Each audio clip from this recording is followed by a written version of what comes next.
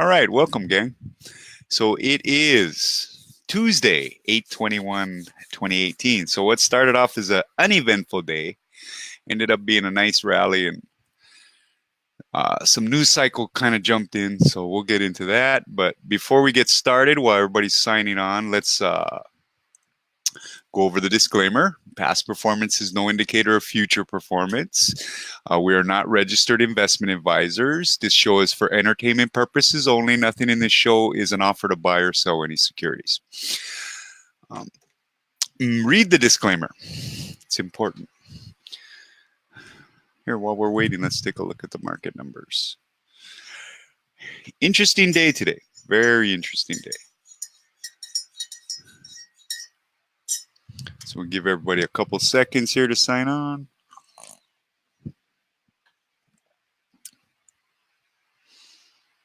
You can listen to me sing.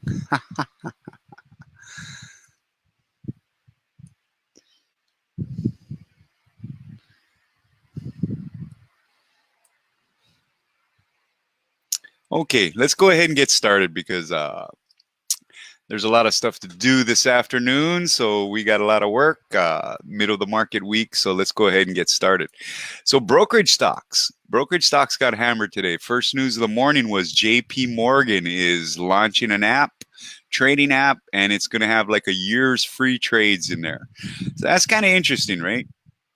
But when you read the details, it doesn't include options or derivatives, and it's only a year free. So I don't know. It's a good way to sneak some customers over, but really, JP Morgan, I mean, at some point, it's going to end up being you're going to have to provide those discount services that all these other ones provide.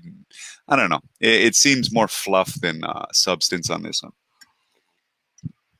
So it's kind of interesting, though. There might be a trade in there. You never know. All the brokerage stocks got hammered today. Got pretty ugly there for a while. It was a good day. It was a nice day today. Good market rally, right? We started off with a nice little gap up. Then we had a nice little push going into lunch. Looked like it was going to carry through. And then the news cycle hit. Hey, thank you, NBC and ABC again, right? But look, it was interesting news came out. Trump's former lawyer, Kane, or how do you say it? Anyways, doesn't matter now. He's going to jail. Better him than us, right? Anyways, that's a little joke. That's not good humor. But it's interesting. We went and read it. We had to come on the show, so we didn't get to watch the presser and stuff like that. We'll watch it after the show, and we'll have better information tomorrow.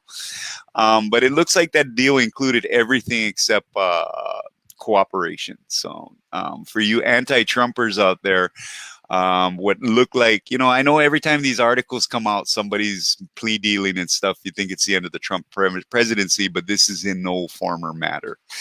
Don't get too excited on this one.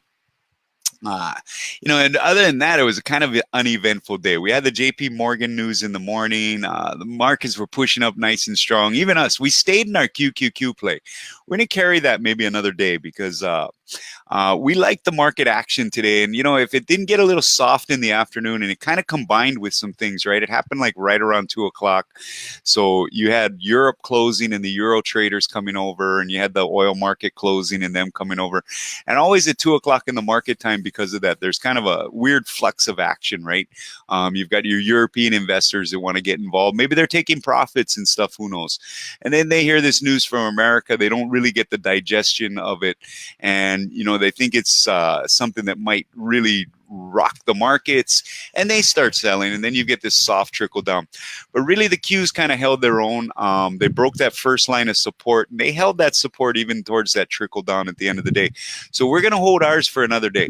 The other thing was gold. How about gold, man? Gold, GLD took out the $113 level today, and it held above that, which is real nice. You guys know we're playing this gold reversal.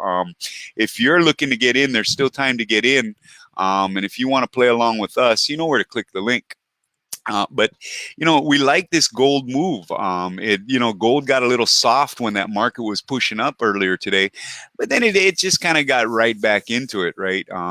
As that Cohen news came into the marketplace, right? And a little softness came into the market. But we like the enthusiasm of today's market. And despite that little news blurb that kind of slowed it down a little bit, we think we're still bullish. The S&P broke that high today, but it couldn't close above it. Until the thing closes over that high, it's not as dramatically positive as people think. It's great fodder for the news services, it's great fodder for CNBC, but really in the gist of things, you need a close over that high in order for it to put in the real high.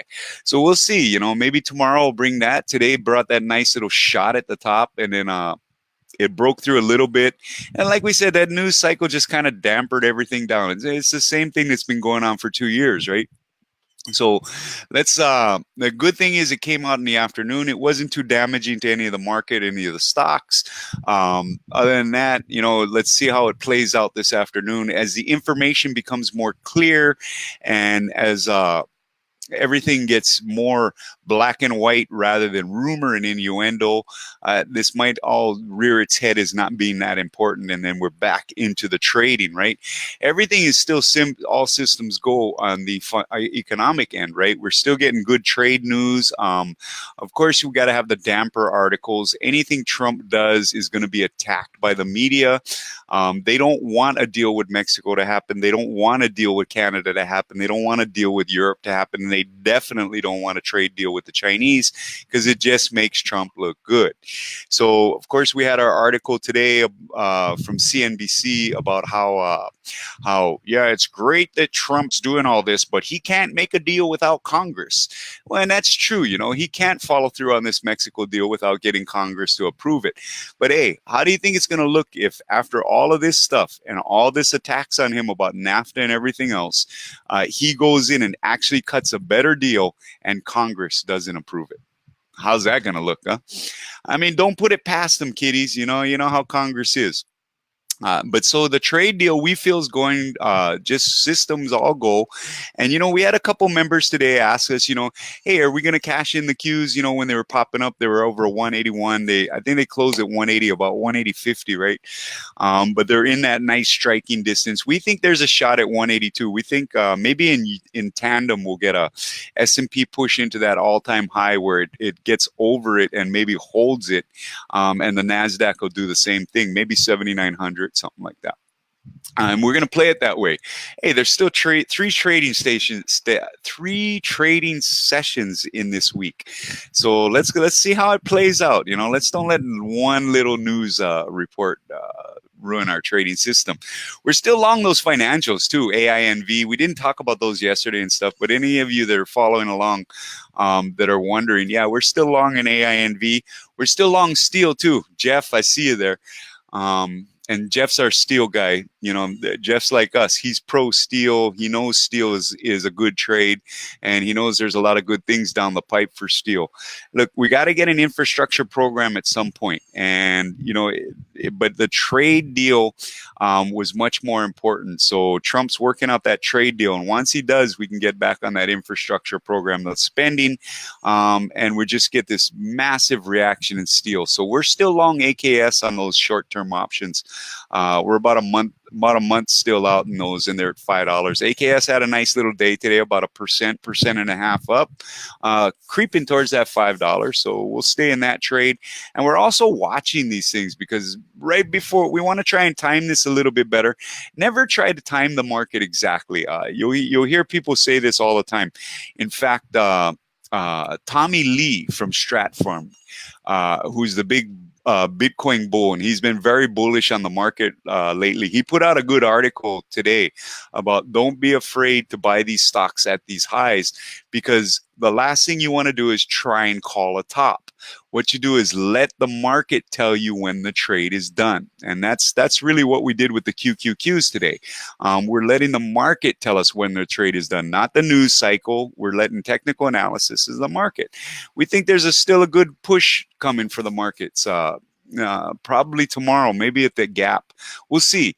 The other thing too is, it's really, really interesting trying to read Donald Trump and trying to anticipate his actions, right?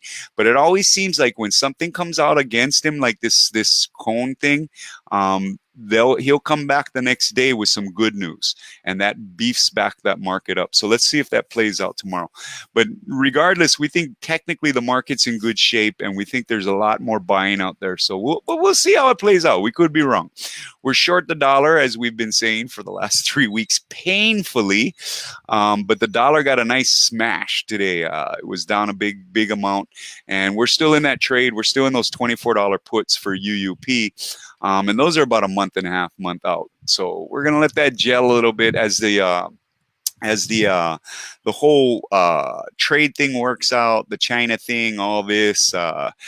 We think the dollar will continue to get crushed a little bit here. We've been waiting for a turning point on it. It's just been sticking around that high for a couple weeks, 3 weeks. But we were patient and we stuck through it. We got in those options at a good price, 10 cents and below. So they're good. What else are we in? We're long gold, steel. Let's talk about steel a little bit more. US Steel X. It looks like it might be we probably missed this move, but look, we always say with US Steel with X, when you trade X, be very careful. It's a cardiac stock. And what we mean by that is it just like reverses and stuff in a heartbeat. We've watched it or had trades going on it, and during the day, it's made like just in a trading session 3 or 4 reversals, and it's just an amazing stock the way it moves. So we don't try to call bottoms with X, but when we saw it at that $29 range last week, we really felt like, man, if you wanted to buy US Steel, that was the time. $29, $30, and it had a nice day again today. I think it was pushing towards 31 bucks. So if you did get in that, congratulations. We've owned US Steel from about $19, $20. So we're happy with our position. And we really like the AKS spot. So, and there's Jesse. Jesse, we were just kind of talking about what you had mentioned in the group earlier. And that's, should we bail on the Q trade? And we're going to hold through this and I wanted you to hear this too, Jesse, because you had asked the question in the group, and I knew we'd address it on the show. So I kind of gave you the ebb and flow kind of thing, rationale. But really, look, we got this. We were having that nice move, right? It was beautiful. We were over 181. Looked like we were going to push 182 today, man. It was awesome. And then that cone news came out, right? And it just softened the market. But we'll share charts in the group because it's important to see that end of the day chart. It broke that first level of resistance this morning, and it turned it into support. And when the sell-off came, it bounced right off that support. So that's what we saw.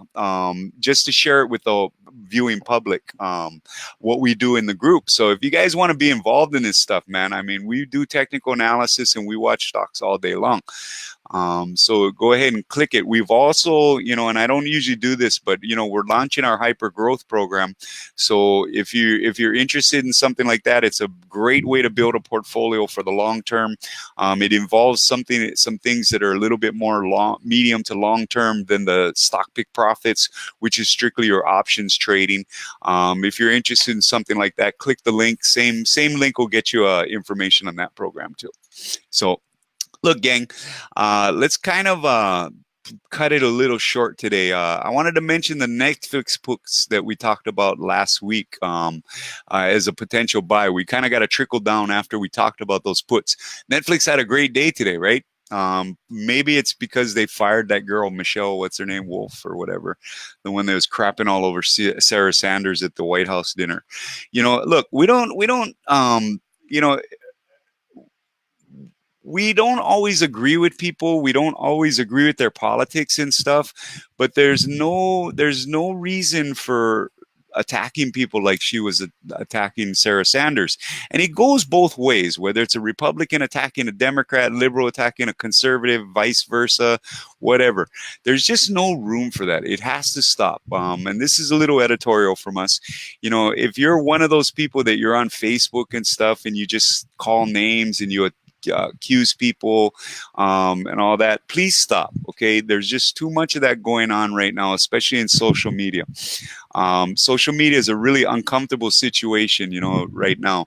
I was having a talk with some freshman college students yesterday because my son is going off to college. This is his first year of college. So I was talking to some freshman college people yesterday, and we were talking about this, and they were talking about how social media, how these kids are actually avoiding your big social media. They were telling me, hey, in Hawaii, anybody that's older is called uncle. Yeah, they're like, hey, uncle, we don't do social media in the way you do. We don't do Facebook. We don't do Twitter. We don't do those big ones. Those are for the adults to act like idiots, they said. If they want to have fun and they want to enjoy life, what they do is they have these little, like your Snapchats and things like that. They go to those. So, when you guys are thinking about trades, maybe there's a trade in there, right? We always like to share a trade idea before we cut out for the day. And we actually have two of them right now. One is maybe social media. Maybe there's something worse for the big social medias down the line, because these young people are just not grasping onto it. They're just not into it. They don't want to do that all day like other people. No problem, Jesse. Anything for you, brother. But you always want to watch what the kids are doing, because especially with these mobile apps and stuff, they're really the drivers behind a lot of it, right? Especially your gaming stocks and stuff. Every time we've made all this money, like we've had some big plays on ATVI, which is Activision and stuff. All those plays were started from our conversations with young people. Like, hey, what are you guys playing? What are you guys doing? All of a sudden a new game comes up. Hey, who makes that game? Let me see the box. And we look, and it's a company, and there's not a whole lot of media about it. And we did that with Activision. We knew that one upgrade was coming out and nobody was talking about it. Remember a few months back we made that money on Activision. That's how it all started. It all started from talking to the young people. So, when you're trading, use any tool you have to win, man. You know what I'm saying? But look, the other one is maybe the brokers. We think that this free app from JP Morgan that they're launching with the free trades, we think it's fluff and it's smoke and mirrors. If you really read about it, like we said in the beginning of the show, it doesn't include options trading, and it doesn't include derivatives. There's still commissions on that. Well, 1/3 of your all trading online is options trading. That's without even the derivatives. So, you know what I mean? That's not going to interest 1/3 of your traders. For guys like us, we definitely wouldn't get into that, because, you know what I mean? We can get free trades from Schwab. We get free trades all the time. So do you, if you're good with your broker and stuff. Free trades are not that big of a deal, especially you're paying $6.95 a trade, dude. Come on, man. And nobody's playing stocks to make less than $6 a trade. Jesus Christ! If that $6 is killing your trades, man, you need. Where's that link? Let me give you that link. Yeah, if that $6.95 is killing your trades, you need more help than a brokerage. Because look, here's the thing, especially with the mobile app, you guys are all traders out there, so right? Is he? Was he guilty? Did news come out? I don't know. I don't have the news on. I can check. But look, when you guys are trading, you guys that are traders know. What happens is there's way more important things to a trading app. Partial verdict, deadlocked on some. Oh, okay. Well, we'll check that out after the show, and we'll talk about it a little bit more tomorrow. Doesn't look like it's just guilty. It looks like they hung on some counts and some they've got counts. So sorry, guys. I don't mean to read while I'm talking, but it reached a verdict on 8 counts, but it could not come to a decision on 10 of the 18 counts. So that's acquittal. But I don't see any announcement of what the decisions are. So it might be a hung jury. You never know, right? Game's not over, man, for Manafort. So we'll see. Yeah, I mean, you can always ask, talk to your brokerage. We say it all the time, talk to your brokerage, because they offer them all the time. We get free trades and stuff. You know what I mean? Especially if they make a mistake. You know what I mean? Hey, how about 100 free trades? It don't cost them nothing. Let's go through the comments.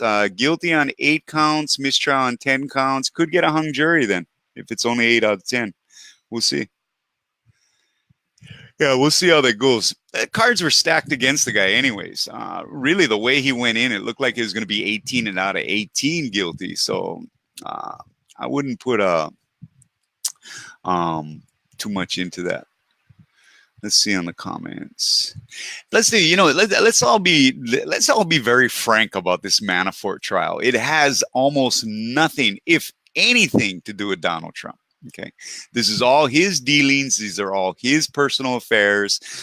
This is all his shady activity. Okay, so if you want to be the kind of person that guilt by association, well, if Manafort's guilty, Trump must be guilty. That's up to you. You play it that way. You be you.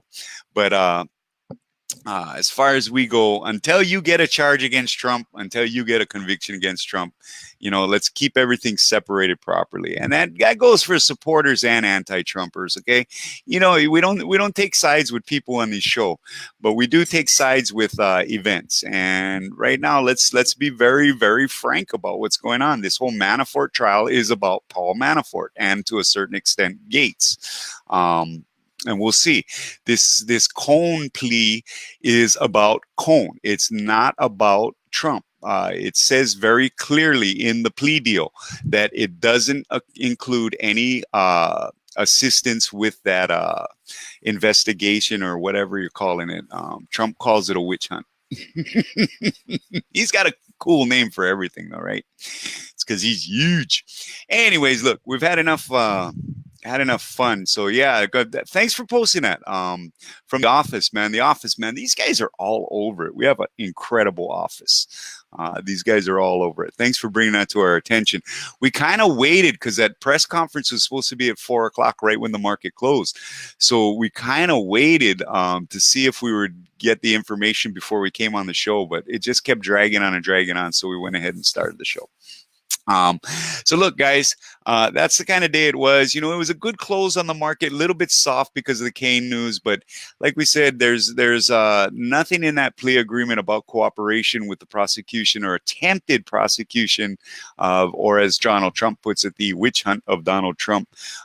So let's keep that in proper perspective. The Manafort trial is about Paul Manafort. It's not about Donald Trump, and it's about his little shady dealings with Gates and what was it? Ukraine or Yugoslavia or something. I don't know. It's too complicated. You can't keep up with all this stuff. You need a goddamn scorecard. So yeah, let's go ahead and call it a show. We're looking for another continuation to the rally tomorrow. Let's let all this stuff digest through the market. The market. One thing, I'm gonna close on this, okay, gang. And I want you to remember this and take this absolutely to heart. Okay, the one thing that the stock market likes more than anything else is resolution. It doesn't like unexpectedness, and it doesn't like continuing loose ends. This Manafort putting this to bed, is the market will like this. Okay, it doesn't do anything to jeopardize the presidency. It doesn't do anything to jeopardize agendas. So it's resolution, and the market likes that. So let's see if we get a continuation tomorrow. The economy's still doing very well. The trade deals are all going forward. Again, these are individual trials against individual people, and their names are not Donald Trump. Okay, so look, let's go into tomorrow with great attitudes. Like we said, the team will read all this stuff. Information's kind of just flowing out from right before the show till now. So you guys, just like you, Jeff, you have a great one too. All of you guys have a great day. We'll be back tomorrow for Wednesday's show. We're still doing a little bit of renovations in the office, in the studio. So I got the headphones, but you guys bear with us, man. It's still a great show, and it's all about the information, right? Because the delivery is no. Anyways, you guys have a great Tuesday night. All right. We'll see you guys tomorrow for tomorrow's show.